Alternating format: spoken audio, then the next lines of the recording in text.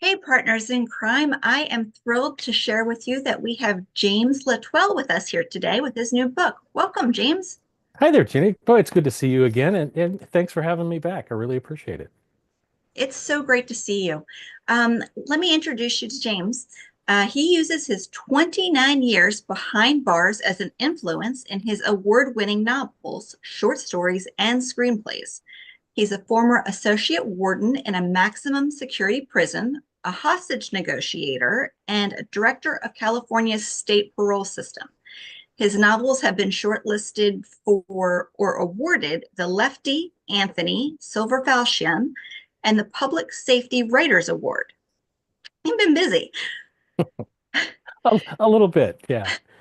And Um, you're, thanks for clarifying for folks that, I was in prison for 29 years, but I was there voluntarily. Some people hear that first part and they get a little apprehensive, and you can see them kind of back up a little bit. But yeah, I thanks for mean, that. yeah, you've been very busy, mostly working, Mostly working, yes. and you just changed careers.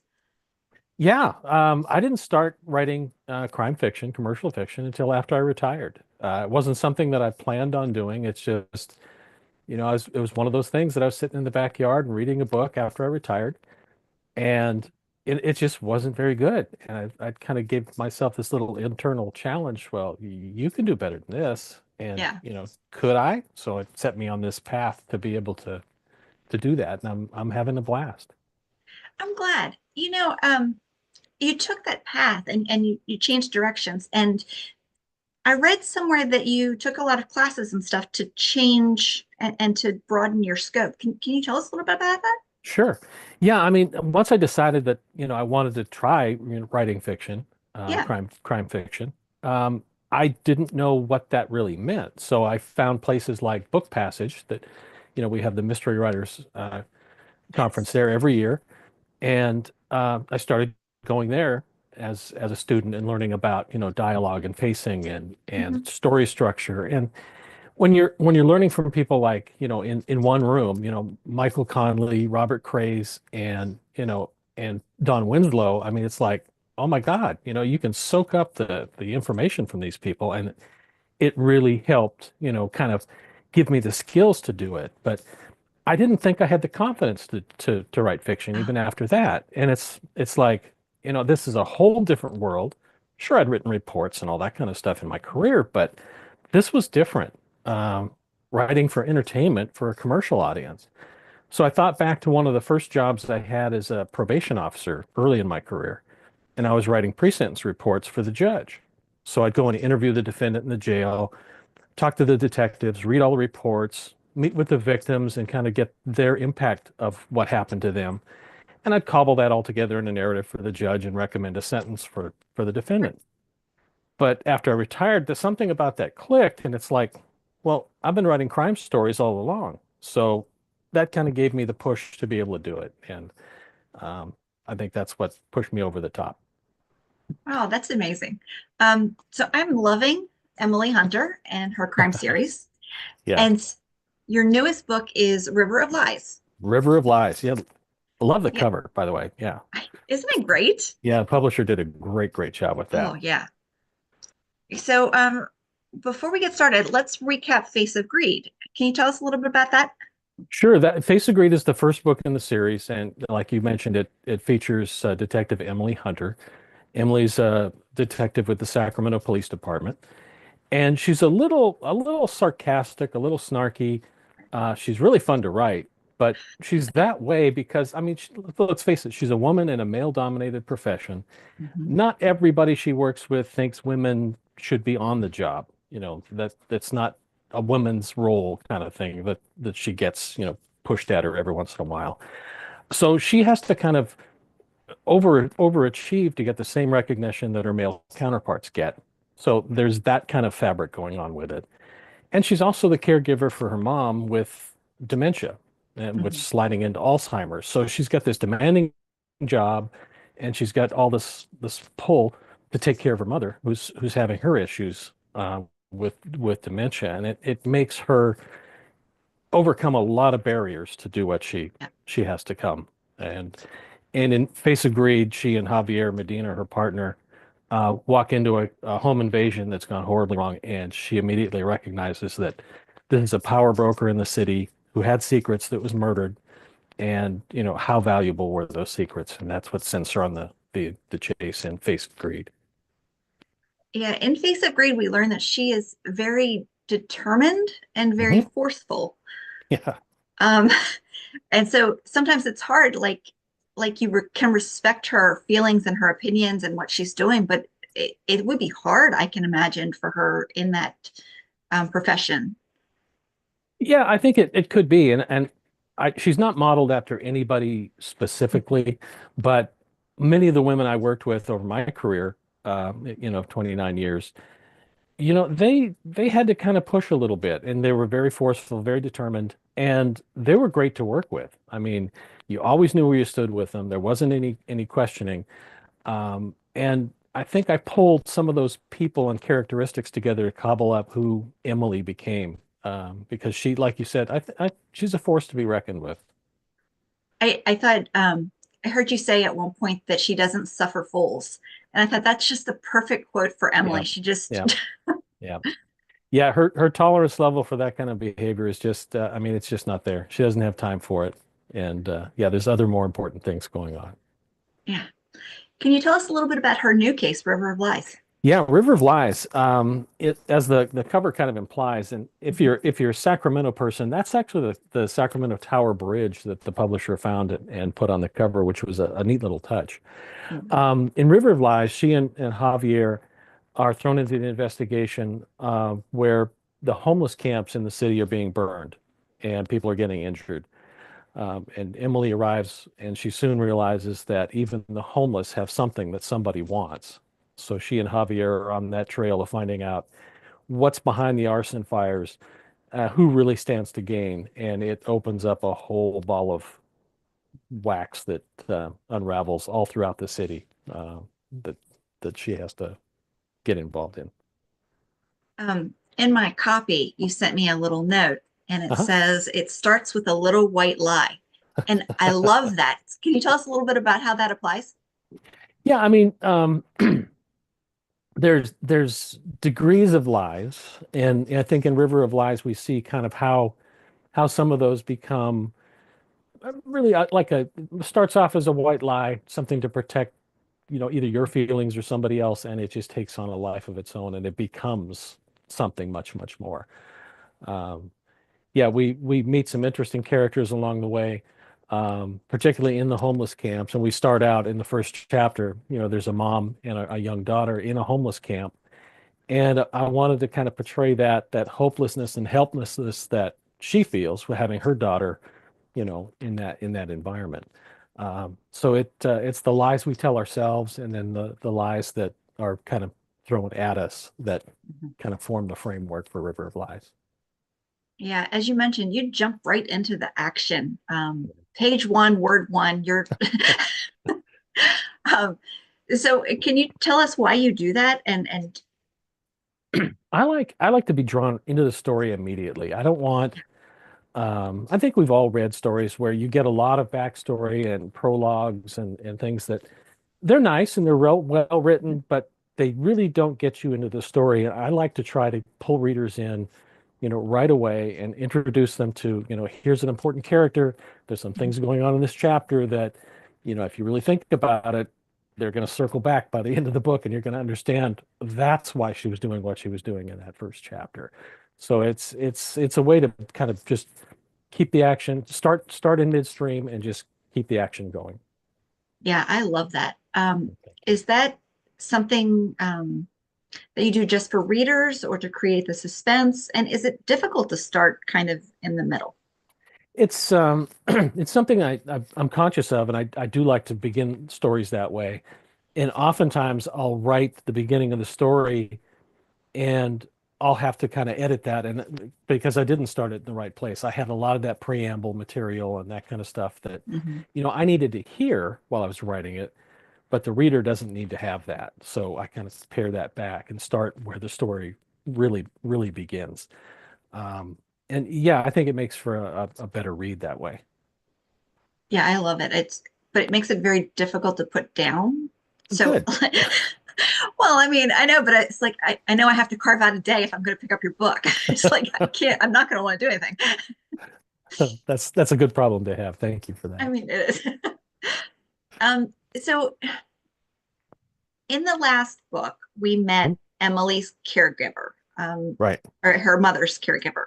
Hmm. And she had some problems there, and ultimately she found someone that they loved.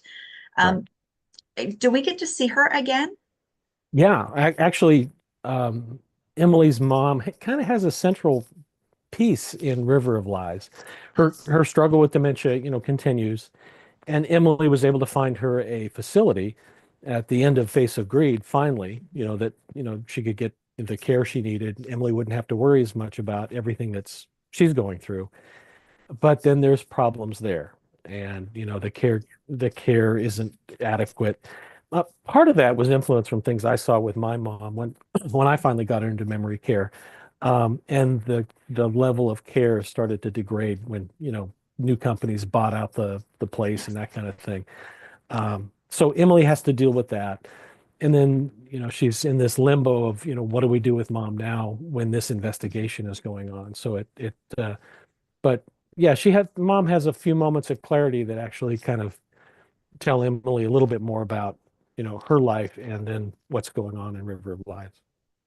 Yeah, I really love her mom, and I love that struggle Mm, that you've introduced because that's real life. I it mean, is. you never have like something that's easy on both sides. It's always got to be hard on both sides. Exactly. I mean, in River of Lies, Mhm. we know from Face of Greed that Emily is, I mean, she's fully invested. I mean, she's got this Yeah, demanding job. She's taking care of mom. There's not a lot of private time for her to do anything else on a personal life basis. In River of Lies, we kind of give her a little bit of quiet time with her cop boyfriend, Brian Connor, that we met in Face of Greed. But that also comes with a little bit of struggle for Emily with trying to balance everything she's doing. Does she deserve a relationship? And any time she spends with Brian, is that taking it away from time that she should be spending with her mom? So she's always questioning, do I deserve to have, this kind of a yeah, relationship? So it's that kind of struggle she goes through. and that's hard. Mhm. I also thought that in River of Lies, she has some higher ups that want her opinion and want her involved in things because she's done a good job.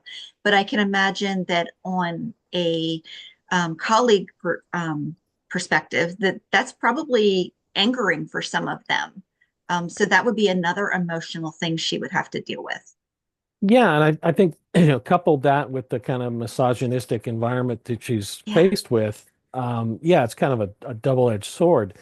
She's very good at what she does, and it comes with this professional jealousy that she sees in the other detectives, and that comes out a little bit in River of Lies. We have a couple of examples of that where Mhm.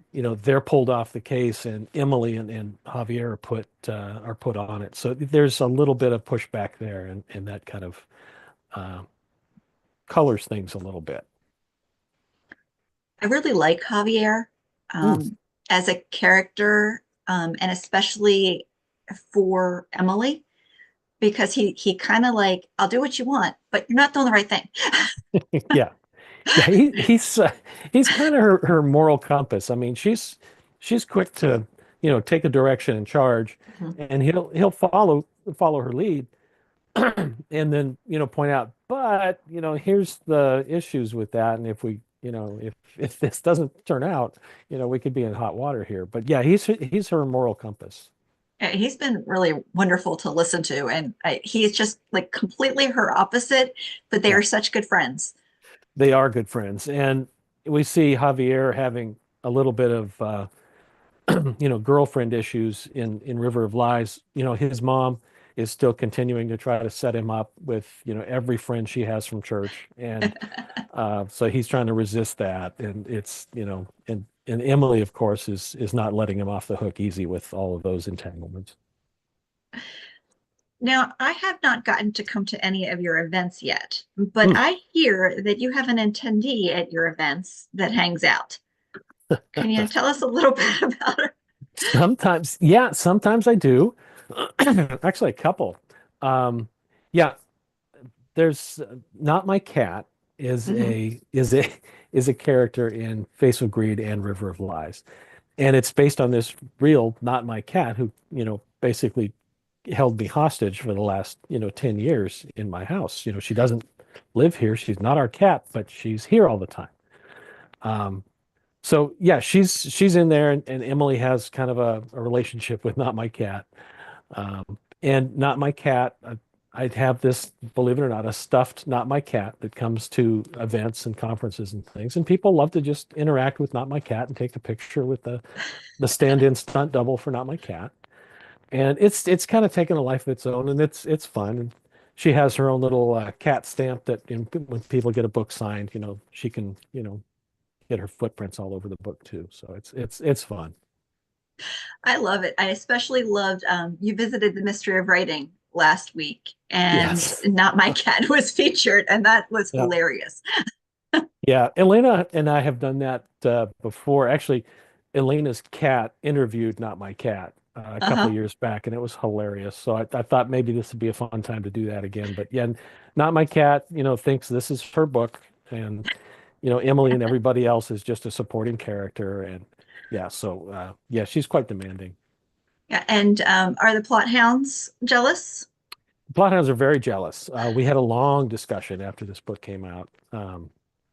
And in fact, Emma's right here on the floor next to me.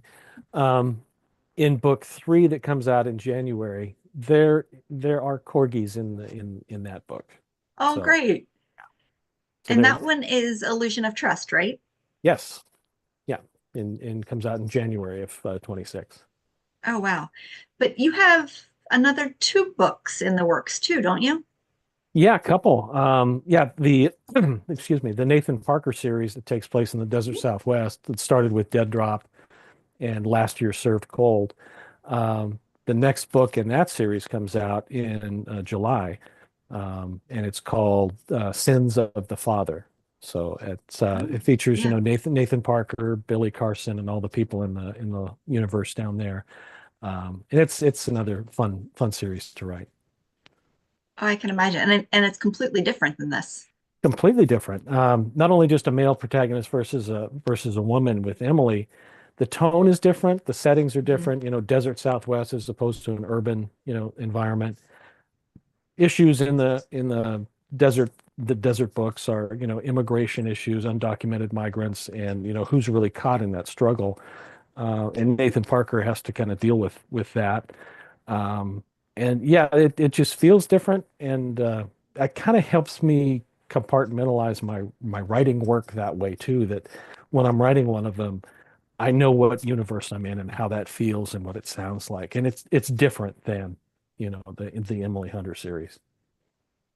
So the setting, you're actually in or around Sacramento, right? Yeah, exactly, in River of Lies and Face Yeah. of Greed. Hmm. And so, but where you live is it's more like Sacramento than it is like the Nathan Parker. So how is that difficult to write? The Yeah. that setting that you're not used to as much.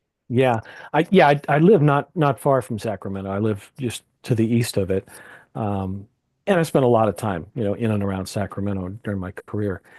But I was visiting Phoenix in that area when my son lived down there for about 10 years. So I was going down there a lot. So we got to drive around and look at some of the locations and the places that we talk about in Served Cold or Dead Drop are places that I've been to and seen and have a good feeling for what they could be in terms of, yeah, this would be a good place to hide a body or, have a crime or something like that. So yeah, it's been helpful. And how has Sacramento been the perfect setting for the Emily Hunter series? Yeah, Sacramento's unique. I mean, people ask about, excuse me, asking about all the time. Why Sacramento? I mean, it doesn't have that same influence that, Los Angeles, New York, or London have. But what Sacramento has is a lot of crime, and a lot of political Well, corruption over time. So it's a great place for a crime fiction story. But one of the also kind of the unique things about it is because it's a government town, you've got people that, are flocking into the city to work during the day, and then they leave, and then there's term limits. So people are always changing over for the legislature and their staff. And so Right. people downtown don't really know one another that well. They're kind of this anonymous cloud of people that don't know each other. So if you're going to do crime, that's kind of a nice place to be able to do it, where nobody knows your name. I didn't realize it was a whole Cheers thing, whole Yeah, city. exactly. Okay, so and I skipped over. You have another book coming out too, The Red List. That was actually an earlier name of the illusion of Oh, trust. okay. Yeah, we kind of played with the name for a little bit. I like Illusion of Trust. Yeah, that one I think it speaks more directly to what's really going on in that book too. Oh, yeah. Yeah. Wow, that's interesting. Now, okay, so you started doing authors on the air. Hmm. And can you tell us a little bit about that and what you're doing with them? Sure. Yeah, Authors on the Air is a is a podcast series, and Pam Stack had been running that for years. I've been an occasional guest on the show, and it was always a lot of fun. Just quick little podcasts, 15 to 20 minutes, featuring an author and what new book they had coming out, and find out a little bit more about what makes that author tick. So last year, Pam wanted to take another role, behind the scenes as an executive producer. So she said, "Hey, why don't you fill in as host on Authors on the Air?" So yeah, I did that, and last year I think I recorded 50 sessions with different authors, and everybody from Mark Greaney to Reed Farrell Coleman, Ellie Griffiths, Tessa Weigert, and just a whole host of other folks that either I've known, like Elena and Baron Bircher, and those folks, to new authors that maybe I didn't know, like Peter James and folks like that. But it's been a lot of fun to do. Yeah, it sounds like it. And you're getting to talk to so many people. Yeah, yeah, it's been a lot of fun to kind of just make those connections and see that same excitement that I don't care if it's your first book or your 25th, um, that excitement is still there um, for the book. Excuse me for just a second because we have a special visitor. Oh, oh, This is the just we're real, not talking my about cat. her. Yeah, Oh my. yeah. I'm glad she made an appearance. Well, she was demanding it, I think. Yeah, weren't you? Yeah. Okay. So any more cool stories with her hanging out? Um, Yeah, I mean, she's never far away anymore. She doesn't venture around. We knew that when she first came on the scene, 10 years ago, she was treating the neighborhood like a Vegas buffet, going from house to house. But Yeah. yeah, she settled in here, and she doesn't go very far. She camps out, and will literally take the pen out of my hand when I'm trying to write. And then she'll just camp all over, like cats do, all over your keyboard. Um, yeah, so she's definitely an editor in progress here. That's amazing. Um, so you have been very, very busy besides Authors on the Air, with events and conferences, and Yeah. you have been all over the place. Can you tell us a little bit about that? Yeah, I mean it's part of this great community we have that I mean I'm involved in Sisters in Crime, International Thriller Writers. I'm on the board for Mystery Writers of America, and it's a great way to kind of connect with other writers and communities and kind of support what it is we do. It can be a very lonely profession to do it, and we get to connect with all these great people outside of that.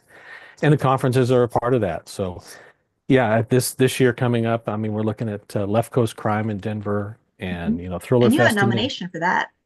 Yeah, actually, just announced yesterday. Yeah, Served Cold, that most recent Nathan Parker book was nominated for a Lefty for best mystery of the year. So I was really thrilled with that. So yeah, we get to see what happens in Denver with that, with a cast of really good authors. Yeah, that's exciting. And where else are you going to be? I'm sorry. Yeah, Thriller Fest in New Hmm. York in late May, early June, and then Voucher Con down in New Orleans. Mystery Writers Conference back at Book Passage, where I started doing all this. I'm now faculty there, so I go back and do that. So yeah, we'll be around a lot of different places this year. You're all over the place. Goodness gracious. All right. Is there anything else you'd like to share with Partners in Crime today? No, I think we've. My cat is telling me that not my cat is telling me that we're doing okay, and as long as she got a cameo, she's content now. So We'll, we're we'll good. make sure to feature her. Yeah, she will appreciate it. Believe me. Well, thank you so much for visiting with us today, Jim. Of course, Jen. Thank you for having me, for having us. Absolutely. Yeah. Thanks, Partners in Crime. We will see you again soon.